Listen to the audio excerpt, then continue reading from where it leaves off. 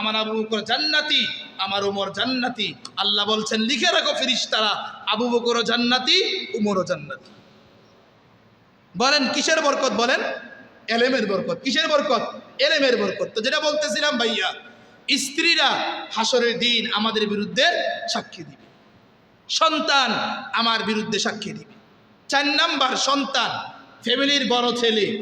Family কি ছেলে বলেন? বড় ছেলে।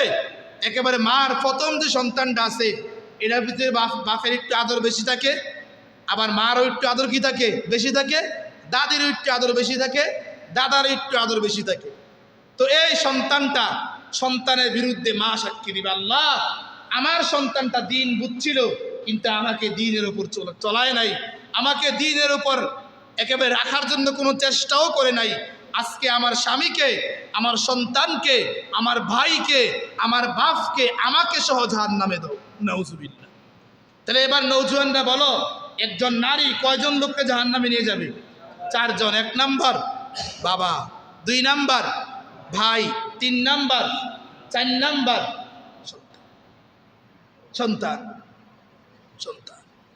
আপনি মনে করছেন যে আপনি বেঁচে গেছেন, এটা ভুল কথা, এটা ভুল কথা, এটা ভুল কথা। হাসরের দিন আল্লাহ পাক রব্বুল আলামিন প্রত্যেকটা বাপকে জিজ্ঞাসা করবে, প্রত্যেকটা বড় ভাইকে জিজ্ঞাসা করবে, প্রত্যেকটা সন্তানকে জিজ্ঞাসা করবে, প্রত্যেকটা স্বামীকে জিজ্ঞাসা করবে, তুমি তোমার আওতায় কতটুকু দিন এদেরকে শিক্ষা দিয়েছে। সন্তানকে দিন শিখাইছে, বুঝেন নাই? এবার সন্তান বদ্দিন হয়ে গেছে। এই জন্য বাবা হাসরের দিন আল্লাহর কাঠগড়ায় দাঁড়াতে হবে না। স্বামী দিন শিখায়, এরপরে স্ত্রী বেপরদায় চলে, স্বামী বাইচা গেছে। বুঝেন নাই? বাবা দিন শিখাচ্ছে কিন্তু সন্তান দিন শিখার পরেও ইসলামের উপর চলে না, তো বাপ বাইচা গেছে। ছেলে ফ্যামিলিতে দিনের কথা বলে কিন্তু ফ্যামিলির কেউ শুনে না। বুঝেন নাই? ফ্যামিলি কি শুনে না? কেউ শুনে না। তো এই সন্তান আসলে বলবে, আল্লাহ আমি আমার দায়িত্ব পালন করেছি। এজন্য হাদিসে আল্লাহর রাসূল সাল্লাল্লাহু আলাইহি ওয়াসাল্লাম বলেছেন, বাল্লিগু আন্নি ওয়ালাউ আয়া। তোমরা যতটুকু আমার থেকে শিখো, আমার সাহাবীদের কাছ থেকে শিখো, পরবর্তী উলামায়ে কেরামের কাছ থেকে শিখবা, যে যতটুকু শিখবা সেই ওই কথাটাকু, ওই কথাকেই তুমি তোমার ফ্যামিলিতে পৌঁছিয়ে দাও, তুমি তোমার পাড়া প্রতিবেশীর কাছে পৌঁছিয়ে দাও, তুমি তোমার দেশের মধ্যে পৌঁছিয়ে দাও, তোমার সামনে যে পড়বে তাকেই তুমি দিনটা পৌঁছিয়ে দাও। বুঝেন নাই? কি দাও? পৌঁছিয়ে দাও। রাসূল বলছেন বাল্লিগু আন্নি ওয়ালাউ আয়া। আরে যদি ছোট্ট একটা কথা তুমি আমার কাছ থেকে শিখো, এই কথাটাই তুমি মানুষের কাছে পৌঁছিয়ে দাও।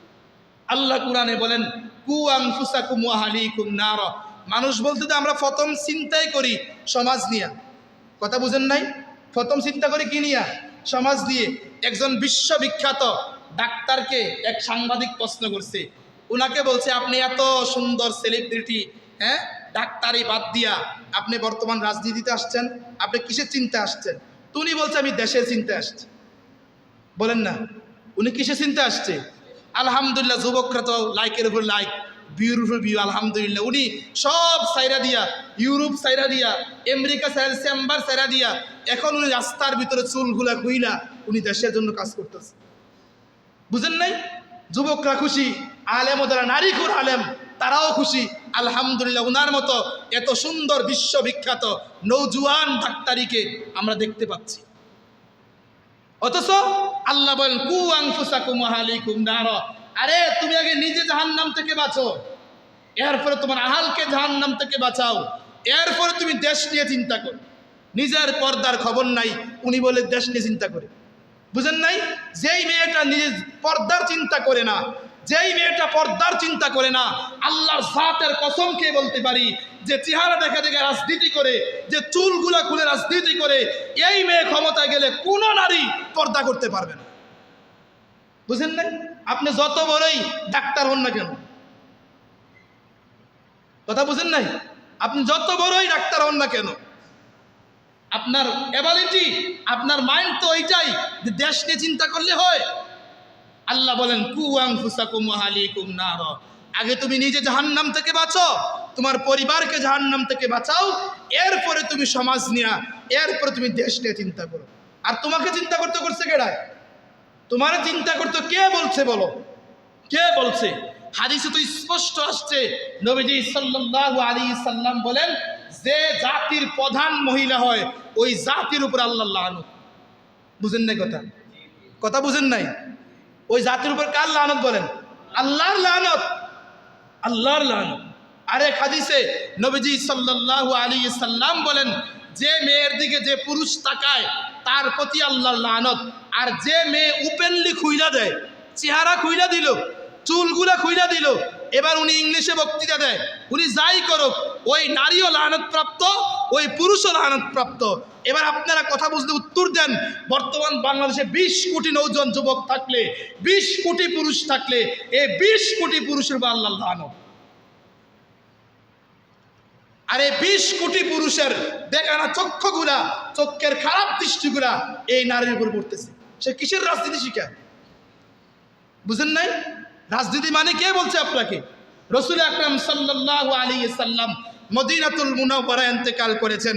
ইন্তেকালের পরে প্রথম বাংলাদেশ, ওই দেশের প্রথম প্রধান যিনি, উনি আমাদের আয়েশা সিদ্দিকা হয়েছে। আপনারা বলেন, রাসূলের স্ত্রী আয়েশা হয়েছে না আবু বকর সিদ্দিক?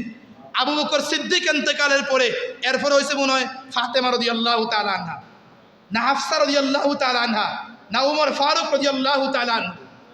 ইসলামের একটা জ্বলন্ত আপনি ইতিহাস দেখান, একটা হাদিস আপনি দেখান যে কোন রাষ্ট্রের প্রধান কোন মহিলা হয়েছে। বুঝেন নাই? এটা করতে গেলে হুজুর জঙ্গি হয়ে গেছে। হক কথাটাই হুজুর বলছে, হুজুর কি হয়ে গেছে বলেন? জঙ্গি হয়ে গেছে, জঙ্গি হয়ে গেছে।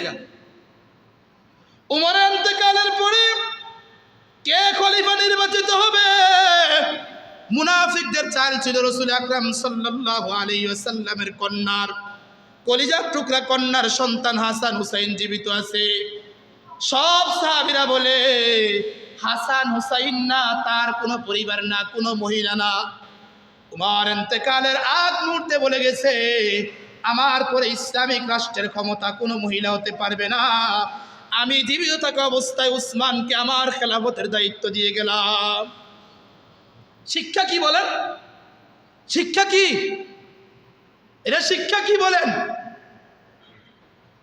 লজ্জাও থাকা দরকার।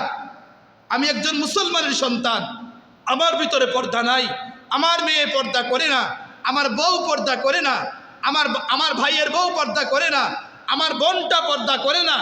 একেবারে স্পষ্ট, যদি আপনার ভিতরে কোনো মানুষত্ব থাকে, আপনি করছেন কেন আপনার সামনে আপনার বউরে অন্য কেউ দেখো কিনা, আপনি বরদাস্ত করবেন না, বরদাস্ত করবেন না, বরদাস্ত করবেন না ভাইয়া। এজন্য নৌজওয়ান ভাই আমার, এখন তো তোমরা বুঝো, এখন তো তোমাদের নৌজওয়ানি বয়স চলতেছে। তোমার বোনটাকে তুমি সামলাও, তোমার মাকে তুমি সামলাও, তোমার স্ত্রীকে তুমি সামলাও, তোমার বউকে তুমি সামলাও।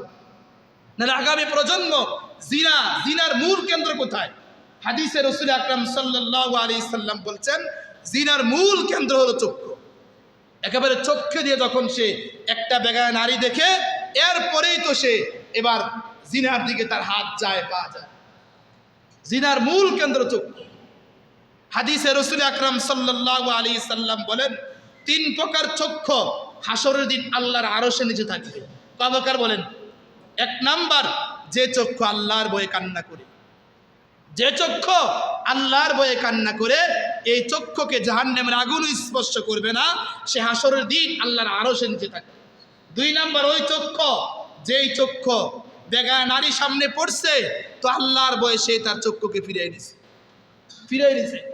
আলী রাদিয়াল্লাহু তাআলা আনহু, রাসূল আকরাম সাল্লাল্লাহু আলাইহি সাল্লাম যখন হাদিস বয়ান করলেন, আলী বলছে, ইয়া রাসূলুল্লাহ, রাস্তা দিয়ে যাওয়ার সময় অনিচ্ছা সত্ত্বেও অনেক নারীর দিকে আমার চোখ পড়ে যায়, এটার সমাধান কি? নবীজি বলছে, যখন এই চোখ পড়ছে অনিচ্ছা সত্ত্বে, তখন তুমি সাথে সাথে ফিরিয়ে নিয়ে ইস্তেগফার করো, দ্বিতীয়বার চাওয়ার চিন্তা করো। কথা বুঝেন নাই? দ্বিতীয়বার চাওয়ার কি করো না, চিন্তা করো। এজন্য ভাইয়া আমার, আর কতদিন এই গুনায় থাকবেন?